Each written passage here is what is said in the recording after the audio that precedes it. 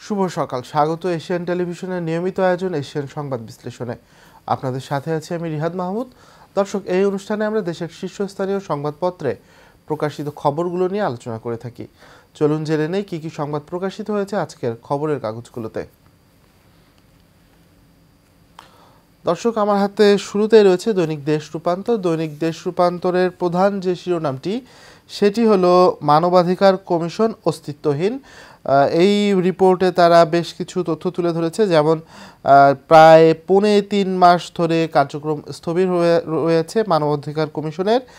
ভুক্তভোগীদের অভিযোগ এলেও বন্ধ প্রতিকারের পথ, এবং অধ্যাদেশ জারি হলেও চেয়ারম্যান নিয়োগ হয়নি, চেয়ারম্যান সদস্য কেউই নেই। তো বেশ মানবাধিকার কমিশনে স্থবিরতার যে সংবাদটি তারা সেটা প্রধান শিরোনাম করেছে। এরপরেই দেখতে পাচ্ছি আমরা ডক্টর ইউনূস বলেন গণমাধ্যম এখন নজিরবিহীন স্বাধীনতা ভোগ করছে। অন্তর্বর্তী সরকারের প্রধান উপদেষ্টা অধ্যাপক ডক্টর মোহাম্মদ ইউনূস বলেছেন বাংলাদেশের গণমাধ্যম এখন নজিরবিহীন স্বাধীনতা ভোগ করছে, কিন্তু সামাজিক যোগাযোগ মাধ্যমে ভুল তথ্যের বন্যা বয়ে যাচ্ছে। ছাত্রদের নেতৃত্বাধীন গণ অভ্যুত্থানের দেশের জন্য একটি নতুন গতিপথ নির্ধারণের বিরাট সুযোগ এনে দিয়েছে। দর্শক, আপনারা জানেন যে 5 আগস্টের পর যে নতুন সরকার গঠন করা হয়েছে অন্তর্বর্তী সরকার, সেই অন্তর্বর্তী সরকার বলতে চাচ্ছে যে তারা সংবাদ মাধ্যমের ওপর কোনো ধরনের জোরপূর্বক বা বল প্রয়োগ করেনি এবং গণমাধ্যম তার সঠিক ধারায় চলার সুযোগ পাচ্ছে। কিন্তু সামাজিক যোগাযোগ মাধ্যমে কিন্তু অপতথ্য, ভুল তথ্য এবং মিথ্যা তথ্যের কিন্তু বন্যা বয়ে যাচ্ছে, এবং সেগুলো অনেকটা প্রতিরোধ করারও সুযোগ নেই। এবং এই সামাজিক যোগাযোগ মাধ্যমের এবং পার্শ্ববর্তী দেশ ভারত থেকেও কিন্তু বিভিন্ন সময় দেখা যাচ্ছে যে ভুল তথ্য প্রকাশিত হচ্ছে। সেই দেশের মূলধারার যে গণমাধ্যম সেগুলোতে কিন্তু দেখা যাচ্ছে যে প্রায় ভুল সংবাদ প্রকাশ হচ্ছে। এছাড়া আরেকটি সংবাদ আমরা দেখতে পাচ্ছি, এখানে রয়েছে ভিন্ন মাত্রায় এবারের অমর একুশে বইমেলা। আপনারা জানেন দর্শক যে ফেব্রুয়ারি মাসে অমর একুশে বইমেলা হয়ে থাকে। তো এবার পরিবর্তিত পরিস্থিতিতে এবং নতুনভাবে এই অমর একুশে বইমেলা হতে যাচ্ছে, এবং এই বইমেলায় কিন্তু অনেক কিছু যুক্ত হচ্ছে। যেমন যুক্ত হচ্ছে জুলাই চত্বর, অংশ নিচ্ছে শতাধিক নতুন প্রতিষ্ঠান, বেশি আসছে জুলাই গণ অভ্যুত্থানের বই, এই সংক্রান্ত একটি তথ্য রয়েছে এখানে। এর পাশাপাশি পাসপোর্টে অন্তর্ভুক্ত হতে যাচ্ছে গণ অভ্যুত্থানের গ্রাফিতি। বাংলাদেশের যে পাসপোর্ট, সেই পাসপোর্টের ডিজাইন কিন্তু পাল্টে যাচ্ছে। এর আগে কিন্তু আমরা দেখেছি যে বিভিন্ন ছবি ছিল পাসপোর্টের পাতায়, সেগুলো পরিবর্তে এখন কিন্তু গ্রাফিতি সেগুলোতে আসছে। এছাড়া আমরা একটু রাজনৈতিক সংবাদে চোখ দিতে চাই। বিএনপির ভারপ্রাপ্ত চেয়ারম্যান তারেক রহমান বলেছেন জনগণের আস্থা নষ্ট হয় এমন কাজ করা যাবে না। বিএনপির ভারপ্রাপ্ত চেয়ারম্যান বলেছেন বিএনপির 31 দফা কেবল দেশ ও দেশের মানুষের জন্য। 31 দফার মাধ্যমে আমরা দেশের মানুষের শুভ পরিবর্তন ঘটাতে চাই, যেটি মানুষ প্রত্যাশা করে। এছাড়া সংস্কার প্রতিবেদনের পরই জানা যাবে নির্বাচনের তারিখ। ফেব্রুয়ারিতে সবগুলো সংস্কার কমিশন চূড়ান্ত প্রতিবেদন দেবে।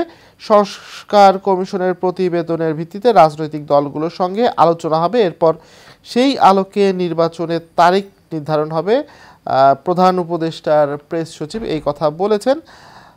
এছাড়া রয়েছে ট্রেন চালু হলেও শিডিউল বিপর্যয়ে ভোগান্তি। 4.5 ঘন্টা পর ছেড়েছে পরাবত এক্সপ্রেস। কর্মবিরতিতে কমলাপুর স্টেশনে 1,20,00,000 টাকা ক্ষতি। দর্শক, ট্রেনের একটি কর্মবিরতি ছিল, সেটি কিন্তু গতকালই উঠে গেছে, এবং ট্রেন চলাচল শুরু হলেও কিন্তু এখনও যে শিডিউল বিপর্যয়, একদিনের যে সময় শিডিউল বিপর্যয়, সেটি কিন্তু এখনও কাটেনি। দর্শক, আমরা এখন একটু আলোচনা করতে চাই। আমাদের সঙ্গে আলোচনার জন্য যুক্ত হয়েছেন আমাদের সঙ্গে আতিকুর রহমান, তিনি আটাবের যুগ্ম মহাসচিব এবং বৈষম্য বিরোধী সংস্কার পরিষদ এফবিসিসিআর এর সদস্য। জনাব আতিকুর রহমান, আপনাকে স্বাগত এশিয়ান সংবাদ বিশ্লেষণে। ধন্যবাদ আপনাকেও। অ্যাকচুয়ালি আমাদের এই সকাল সকাল আমরা দেশের সাম্প্রতিক বিষয় নিয়ে কথা বলছি, অনেকগুলো নতুন খবর আপনার মাধ্যমে জানতে পারলাম। অনেকগুলি পরিবর্তন নিউজ, আমাদের সরকার, অন্তর্বর্তী সরকার থেকে শুরু করে আপনার ট্রেন বিপর্যয়ের কথা বললেন, শিডিউল বিপর্যয়ের কথা বললেন, সবকিছুই আমাদের মানে নৈমিত্তিক একটা বিষয় পরিণত হয়েছে। তার সাথেও আরেকটি বিষয় এখন আমাদের সামনে আহ খুব স্পষ্ট, সেটা হলো যে আমাদের করের যে মেয়াদ, সেই অর্থাৎ কর প্রদান করার দিনটাকে বাড়ানো বাড়িয়ে হয়েছে, 15 ফেব্রুয়ারি পর্যন্ত করা 15 হয়েছে। ফেব্রুয়ারি পর্যন্ত। এই বিষয়টিকে আপনি তো কিভাবে দেখছেন? অ্যাকচুয়ালি আমি যেহেতু ব্যবসায়ী, আমাদের বিসিসিআই এর প্রতিনিধিত্ব করি বা ব্যবসায়ী সমাজের সাথে আমরা সম্পৃক্ত, আমরা অবশ্যই এটাকে পজিটিভলি নিচ্ছি। কারণ আপনারা জানেন যে এই বিগত 15 বছর এদেশের শিল্পকে যেভাবে ধ্বংস করা হয়েছিল, আহ, এবং এদেশের শিল্প যারা বিশেষ করে করদাতা, তারা কিন্তু অনেক সহনীয় অবস্থায় ছিল না। যে কারণে আপনি দেখেন সরকার, অন্তর্বর্তী সরকার বারবার আহ, নভেম্বর থেকে ডিসেম্বর, ডিসেম্বর থেকে জানুয়ারি, এবং গতকালকেই সেটা 15 ফেব্রুয়ারি পর্যন্ত বৃদ্ধি করেছে। আপনারা জানেন একটা দেশ পরিচালনার জন্য কিন্তু রাজস্বটাও একটা বড় বিষয়। তার সাথে সাথে এই রাজস্বটাকে সহজভাবে যদি আমরা করতে পারি, এবং এতে যদি আমরা আমাদের সকলকে, যারা রাজস্বের অন্তর্ভুক্তি আছে, তাদেরকে যদি আমরা একত্রীকরণ করতে পারি, তাহলে রাজস্ব আদায়ও বেশি হবে এবং সেখানে শৃঙ্খলা আসবে। আচ্ছা, আমার আমার যে বিষয়টা, আমি একটা জিনিস জানতে চাই, রাজস্ব আদায়ের সময় বাড়ানো হয়েছে, এতে রাজস্ব বেশি আসবে, কিন্তু দেখা যাচ্ছে যে খুব অল্প সময়ে কিন্তু রাজস্ব আদায়ের যে পরিমাণটা, রাজস্বের যে পরিমাণ, এটা কিন্তু কয়েক দফা বাড়ানো, এটা কিন্তু আরও এক দফা বাড়ানো হলো। প্রায় অর্থ বছরের মাঝামাঝি এসে আমরা দেখলাম ভ্যাট বাড়ানো হলো। এই বিষয়টিকে আপনি কিভাবে দেখছেন? এটি দেখেন, মানুষের জীবনে ব্যাট, কতটা প্রভাব ফেলেছে মনে হয়? দেখেন আপনারা জানেন যে বিসিসিআই, বৈষম্য বিরোধী বিসিসিআই সংস্কার পরিষদ কিন্তু যখনই কর এবং ব্যাট নিয়ে যখন সরকারের এসআরও আসলো বছরের একদম মধ্যখানে, সেটার আমরা তীব্র প্রতিবাদ জানিয়েছি। এবং আপনাদের মিডিয়ার মাধ্যমে আমরা, আপনাদের জাতীয় প্রেস ক্লাবে আমরা সাংবাদিকদেরকে বলেছি যে এটা কোনোভাবেই কাম্য নয়। কারণ যখন কোনো কর বা ব্যাট যখন ইম্পোজ করা হবে, তখন সেটার সাথে যারা স্টেক হোল্ডার, যারা জড়িত, ব্যবসায়ীদেরকে কিন্তু সেখানে সম্পৃক্ত করতে হবে। কিন্তু আমরা এবার দেখতে পেলাম যে এখানে ব্যবসায়ীদের কোনো মতামত নেওয়া হয়নি।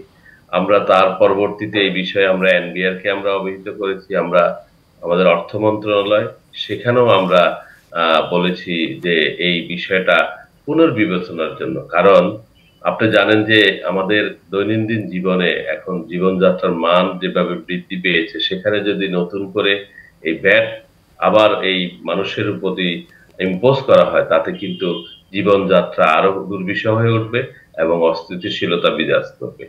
আমরা কখনোই কর এবং ভ্যাটের ব্যবসায়ী, যারা প্রকৃত ব্যবসায়ী, অর্থাৎ আমি বলছি যারা আপনার ক্ষুদ্র এবং মাঝারি শিল্প যারা করে, আমরা কিন্তু সবসময় চাই যে আমরা সরকারকে সহযোগিতা করার জন্য। আমরা কিন্তু ব্যাংকের সাথে আমাদের সম্পৃক্ততা যতটুকু থাকে, সেখানেও কিন্তু আমরা করের আওতার ভিতরে থাকি। কিন্তু আমরা বিগত দিনগুলোতে দেখতে পেলাম যে সেখানে যারা ক্ষুদ্র মাঝারি শিল্প, তারা কিন্তু ব্যাংকিং ফ্যাসিলিটি গুলো পায় না। তো ব্যাংকিং ফ্যাসিলিটি গুলো অনেক কঠিন এবং অনেক বেশি আপনার নিয়মের ভিতরে আমাদেরকে আহ, পরিচালিত করে। বাট যারা ব্যাংকের টাকা লুটপাট করে, যারা দেশ থেকে টাকা পাচার করে, তাদেরকে কিন্তু কোনো নিয়ম নীতিতে রাখা হয় না। তারা কিন্তু যখনই ব্যাংকের সাথে লোনের ব্যাপারে আসে, তখন কিন্তু তারা লোনটা পেয়ে যায়, কিন্তু তারা সেটা আর পরিশোধ করতে হয় না।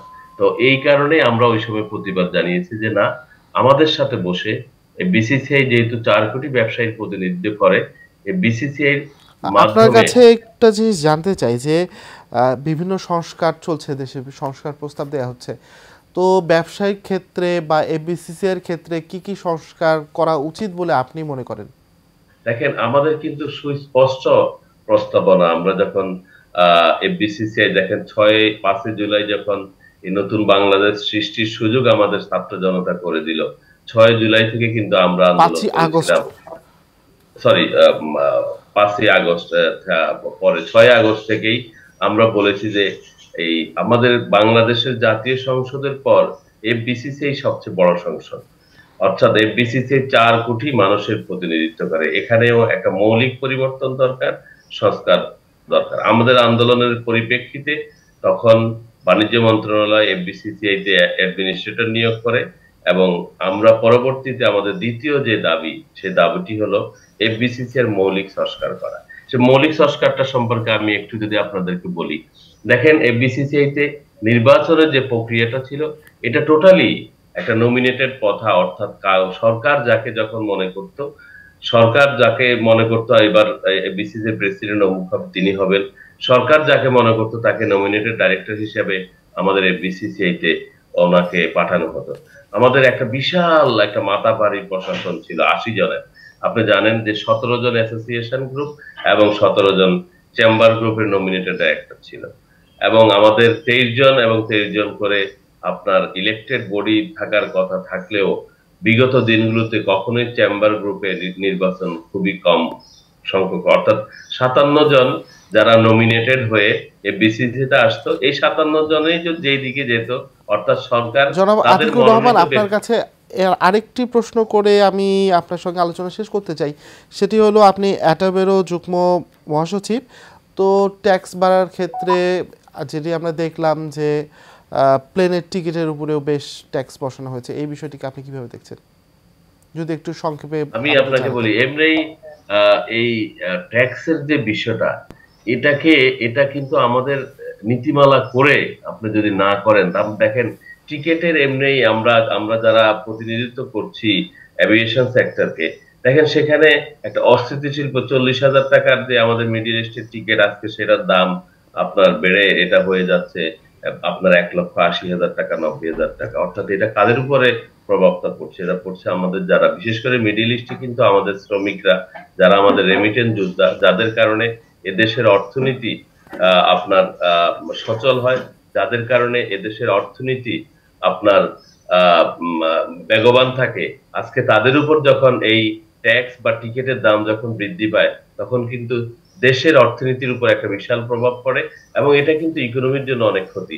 সেই কারণে আমরা বলেছিলাম যে আমাদের যারা রেগুলেটরি অথরিটি, বিশেষ করে সিভিল এভিয়েশন অথরিটি, আপনারা জানেন যে একটা টিকেটের মূল্য নির্ধারণের ক্ষেত্রে সর্বপ্রথম আমাদের civil aviation authority, ministry of জনাব Atiqur civil aviation Rahman, and আপনাকে ট্যুরিজম। অসংখ্য ধন্যবাদ। চলুন দেখে নেই সেসব পত্রিকায় কি কি সংবাদ শিরোনাম আজ হয়েছে। আমার হাতে এখন রয়েছে দৈনিক নয়াদিগন্ত। দৈনিক নয়াদিগন্তের প্রধান যে শিরোনামটি, সেটি হলো, হাসিনার আমলে পাচার $234 বিলিয়ন ফেরত আনতে সহায়তা চান প্রধান উপদেষ্টা। এটি তাদের প্রধান শিরোনাম। এরপরই বিচার বিভাগ সংস্কার কমিশন, বিচার বিভাগের পূর্ণ স্বাধীনতা ও পৃথক সচিবালয় স্থাপনে একগুচ্ছ প্রস্তাব, এবং এছাড়া রয়েছে, বিচার ও ক্ষমা চাওয়ার আগে আওয়ামী লীগের কর্মসূচি পালন করতে দেওয়া হবে না প্রেস সচিব। জুলাই আগস্ট গণহত্যার বিচার না হওয়া পর্যন্ত আওয়ামী লীগের কোনো কর্মসূচি করতে দেওয়া হবে না বলে জানিয়েছেন প্রধান উপদেষ্টার প্রেস সচিব শফিকুল আলম। এই সংবাদটি রয়েছে। তারিক সিদ্দিকীর সাথে মামলার আসামিও বৈষম্য শিকার, এই সংবাদও এখানে দেখতে পাচ্ছি। দর্শক, দৈনিক নয়াদিগন্তে এই ছিল প্রথম পাতার সংবাদ শিরোনামগুলো। আমরা এখন একটু দৈনিক যুগান্তর কি কি সংবাদ প্রকাশ করেছে তা দেখতে চাই।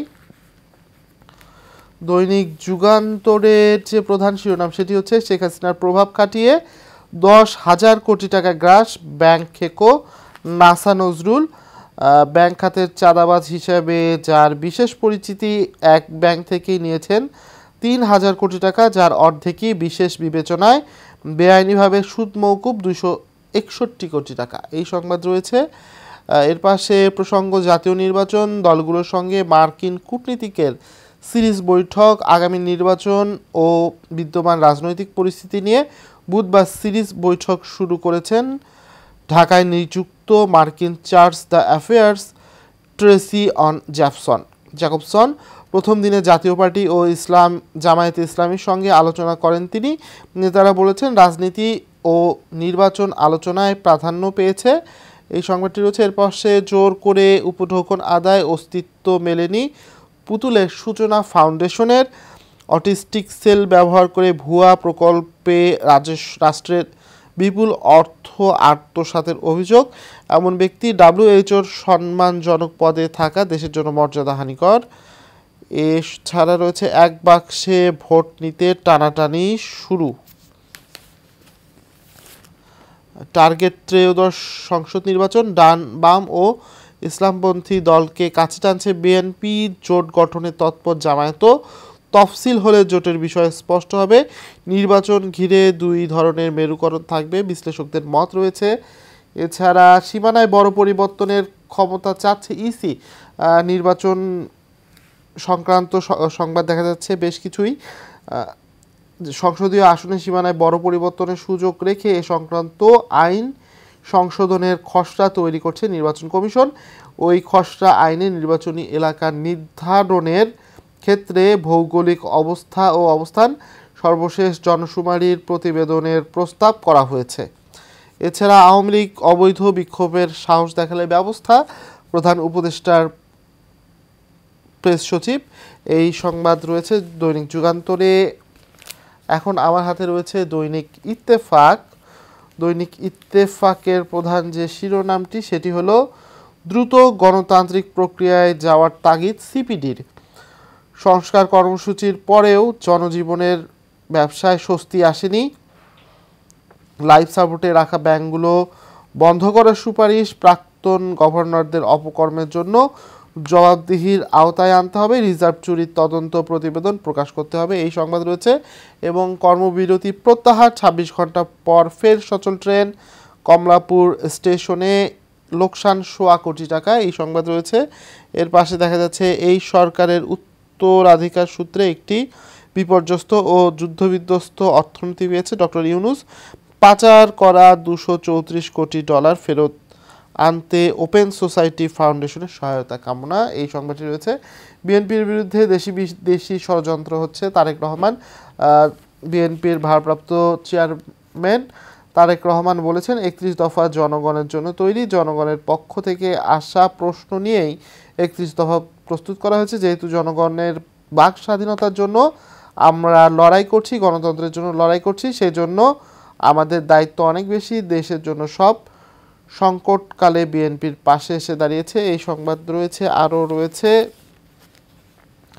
ভারতের কুম্ভমেলায় পদপিষ্ট হয়ে ৩০ জনের মৃত্যু।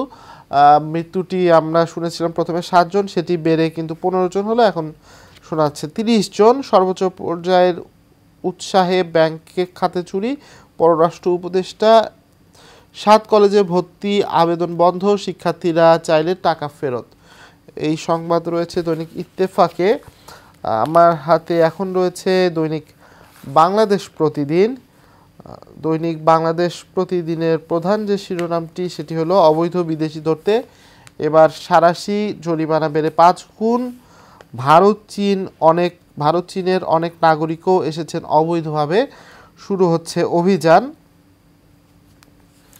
এছাড়া আরেকটি সংবাদ দেখতে পাচ্ছি, হাইকোর্ট হবে বিভাগীয় সদরে, থাকবে স্থায়ী বেঞ্চ, উপজেলা পর্যায়ে আদালত সম্প্রসারণ, ফৌজদারি অপরাধ তদন্তে পুলিশের বাইরে স্বতন্ত্র সংস্থা, পৃথক বিচার বিভাগ, সচিবালয় প্রতিষ্ঠা, স্থায়ী অ্যাটর্নি সার্ভিস। ৩২ বিষয়ে সুপারিশ সহ প্রতিবেদন দেবে বিচার বিভাগ, সংস্কার কমিশন। দর্শক, এর আগে কিন্তু ৪টি কমিশন প্রতিবেদন দিয়েছে, এখন কিন্তু আরও দুটি কমিশনের প্রতিবেদন দেওয়া বাকি। মোট কিন্তু ১১টি কমিশন গঠন করা হয়েছিল, যার মধ্যে ফেব্রুয়ারি ১৫ তারিখ নাগাদ সবগুলো কমিশনের প্রতিবেদন দেওয়ার কথা রয়েছে। এছাড়া আমরা দেখতে পাচ্ছি যে সিপিডির মিডিয়া ব্রিফিং যে গতকাল হয়েছে সেটি কিন্তু দৈনিক বাংলাদেশ প্রতিদিনে এসেছে। এছাড়া রয়েছে জোরালো হচ্ছে দ্রুত নির্বাচনের দাবি, গণতন্ত্র প্রতিষ্ঠায় নির্বাচন দিতে হবে মঈন খান। দর্শক, আজকের পত্রিকাগুলোতে বেশিরভাগই দেখা গেছে যে গত পরশু দিন রেলের একটি ধর্মঘট ছিল, সেটির পর আবার রেল চালু হয়েছে এবং শিডিউল বিপর্যয় দেখা গেছে। দর্শক, এশিয়ান সংবাদ বিশ্লেষণ আজ এ পর্যন্তই। আগামীকাল আবার দেখা হবে। ততক্ষণ সবাই সুস্থ থাকুন, ভালো থাকুন, এশিয়ান টেলিভিশনের সঙ্গেই থাকুন।